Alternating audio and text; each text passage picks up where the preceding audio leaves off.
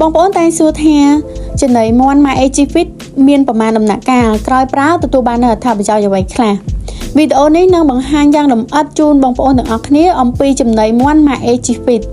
ចំណីមាន់ម៉ា AG Fit មានពីរដំណាក់កាលមាន AG 333និង AG 334ចំពោះ AG 333ជាចំណីសម្រាប់ប្រភេទគ្រាប់ប្រើសម្រាប់កូនមាន់អាយុ1ថ្ងៃរហូតដល់អាយុ30ថ្ងៃវាមានប្រូតេអ៊ីន 21% ជំនួយឲ្យកូនមាន់លូតលាស់លឿនឆាប់ធំមិនរាកដុះរោមចិត្តល្អចំណែក AG 334វិញជាចំណីសម្រាប់ប្រភេទគ្រាប់ប្រើសម្រាប់មាន់អាយុចាប់ពី31ថ្ងៃរហូតដល់លក់វាមានប្រូតេអ៊ីន 18% ជំនួយឲ្យមាន់លូតលាស់ធំលឿនសាច់លឿងល្មៀតល្អត្រូវតាមតម្រូវការទីផ្សារចង់បានចំណីមានគុណភាពល្អផលិតថ្មីជាប្រចាំលោកអ្នកអាចបញ្ជាទិញតាមតម្រូវការតាមរយៈលេខទូរស័ព្ទដែលមាននៅខាងក្រោមនេះសូមអរគុណ